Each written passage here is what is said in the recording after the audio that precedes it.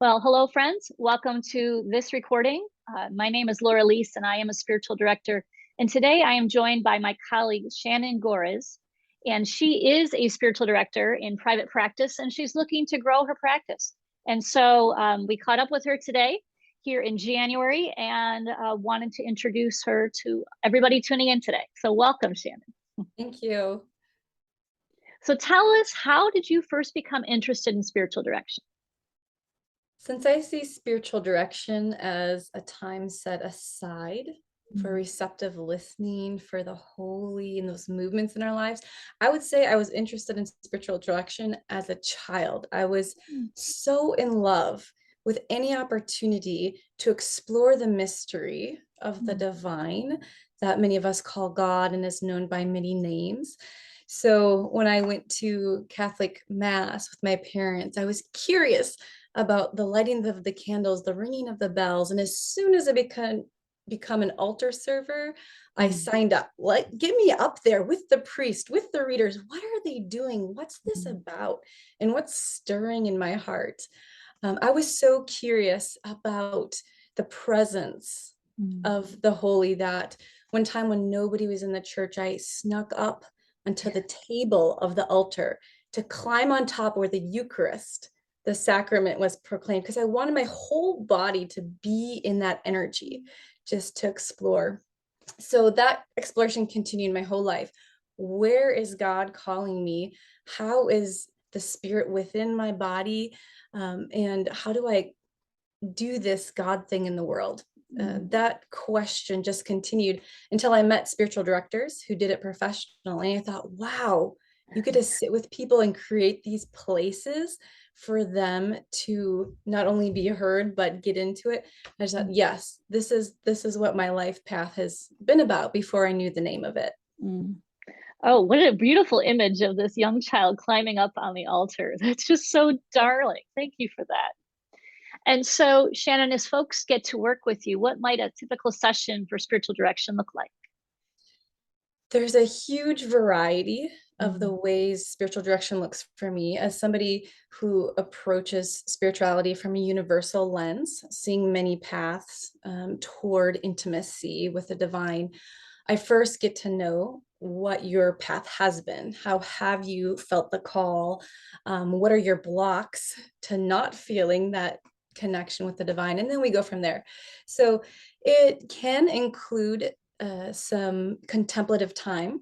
I like to open with a prayer or guided breathing meditation or something that centers us in a receptive way. Particularly, I love to get us into the parasympathetic nervous system. It's a part of our body's conditioning that goes into the healing mode, rest and digest. And it's through that mode of being that we can usually best access our connection to the holy. So something calming, something not as energizing as I'm talking right now. Right now, I'm really excited to be with you, Laura. But it can also just begin with me hearing your story, what is burning in your heart. And then from there, we will explore wherever you want to go, whatever is most poignant for you. It could be times of silence. It could be me prodding with questions. And we can do different embodiment opportunities. So I have several certifications in movement, and we may move with art, with nature, etc. during a sessions if people want to do that, to explore how they can feel most alive, most connected with their journey. So beautiful. And I know you also practice emotional counseling and nature therapy. I'm wondering how that fits in with your spiritual direction work as well. Some people are interested in many fields and we may combine them, while others specifically come for their spiritual journey or for emotional struggles in their life, and we might keep it more separate. But for example, I had a client who gave permission to share that she was really struggling in her current marriage because of triggers she was having from her childhood wounds with an alcoholic father. So we dove into the emotional landscape, her experience as a child, what it felt like for her in those times of anxieties, we used Play-Doh clay to explore in her chest, in her heart center, what shape that energy took each night as she had the interactions with her father.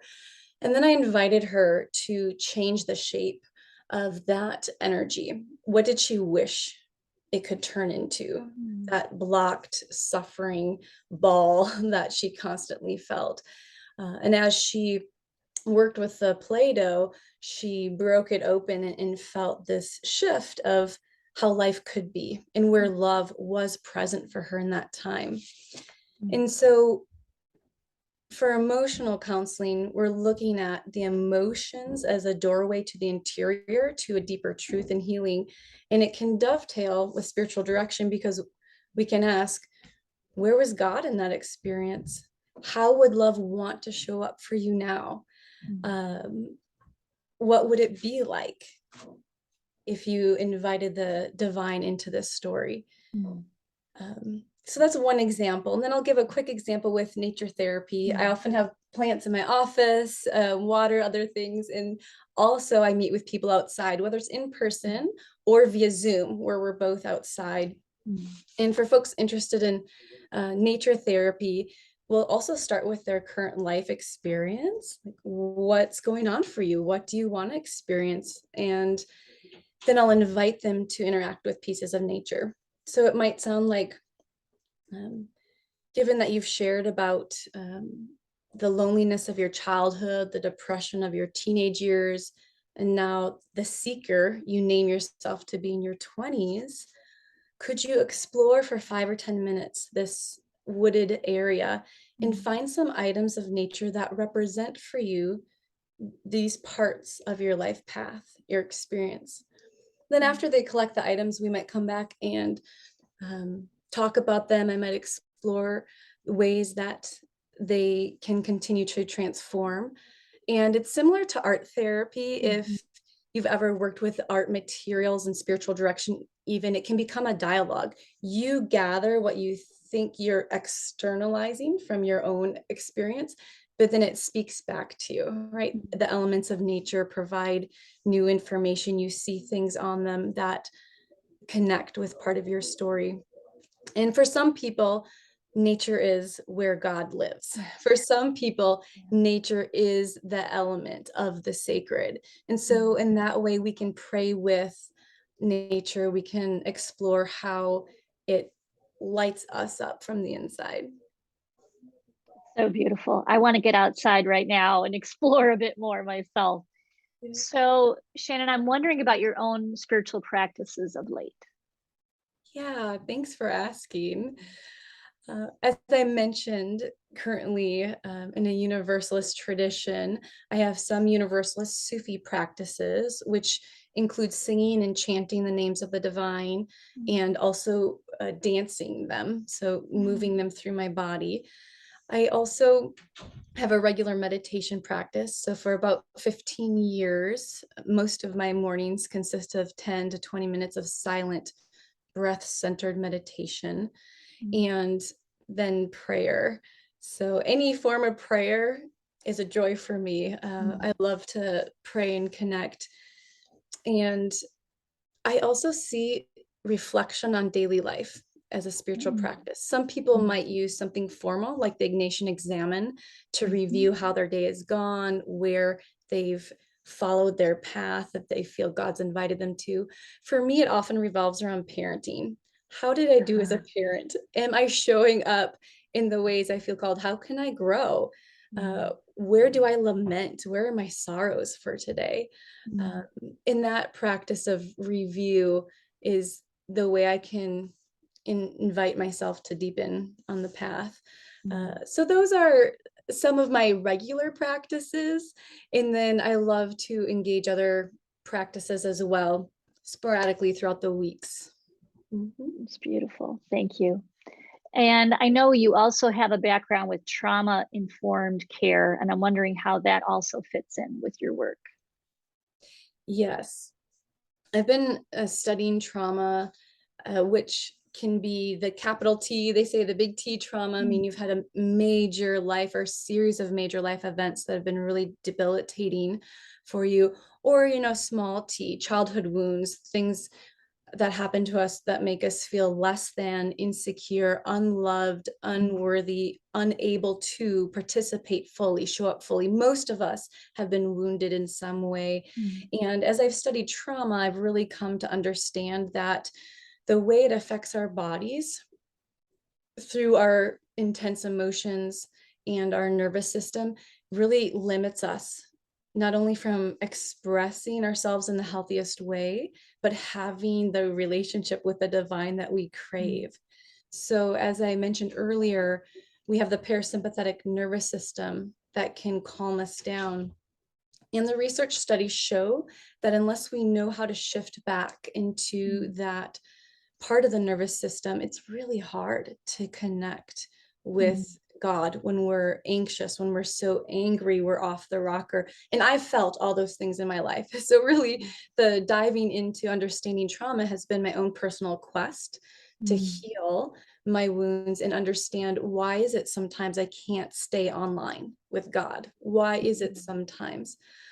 And so I worked at a pediatric, like children's hospital part-time for 5 years with children experiencing trauma, all sorts of levels, not just accidents, but other very difficult, intense situations at home, and seeing how they respond and supporting them in those moments, as well as their parents, who usually, unfortunately, are the recipients of intergenerational patterns and trauma.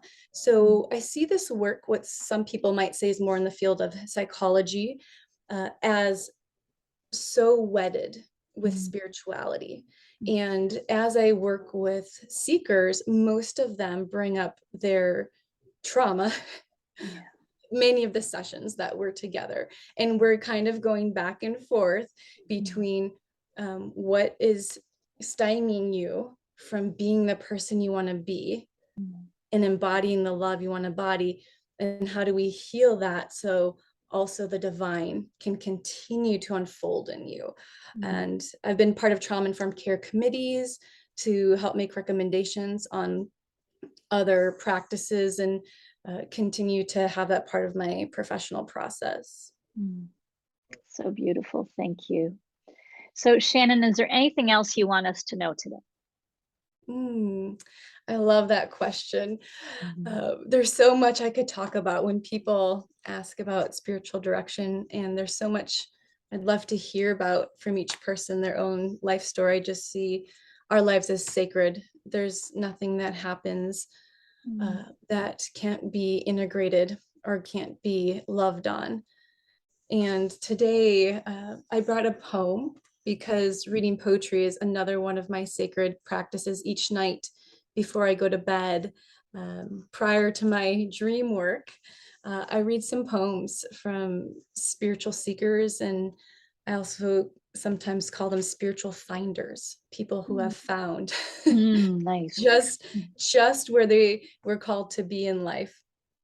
So today I brought this book, I Heard God Laughing. It's Renderings of Hafiz by Daniel Ladinsky.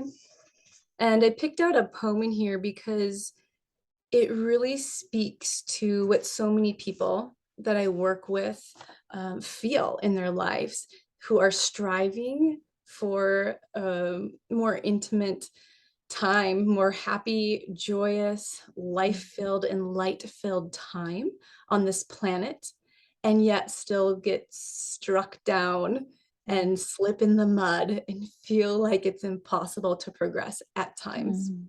This poem is called Cast All Your Votes for Dancing. I know the voice of depression still calls to you.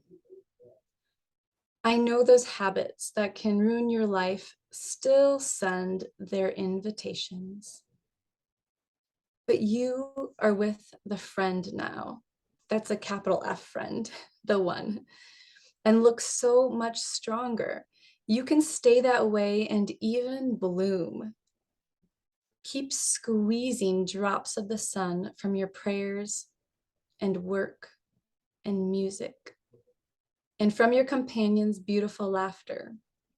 Keep squeezing drops of the sun from the sacred hands and glance of your beloved. And, my dear, from the most insignificant movements of your own holy body. Learn to recognize those counterfeit coins that may buy you just a moment of pleasure, but then drag you for days like a broken man behind a farting camel. You are with a friend now. Learn what actions of yours delight him, what actions of yours bring freedom and love. Oh, keep squeezing drops of the sun from your prayers and work and music, and from your companion's beautiful laughter, and from the most insignificant movements of your own holy body. Now, sweet one, be wise. Cast all your votes for dancing.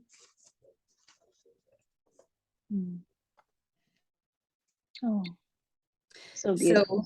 So, yeah, I invite those who feel like dancing and want to witness and an encourager to get in touch with me. And I also invite those who keep hearing the invitations to depression, keep feeling like they're being drugged behind a farting camel. Mm. You know, many of us experience the ebbs and flows in our life journey, and all are welcome at my table. Mm. Beautiful. Shannon, thank you so much for introducing yourself to all who are finding their way to our conversation today.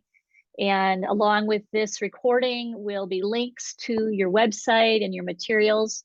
And you are welcoming new clients at this time, is that right?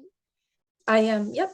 You're Wonderful. welcome to reach out through divinenaturetherapy.com or just to give me a call. Wonderful. Well, thank you again for your time, and we thank you all for tuning in today, and we bless you on your journey.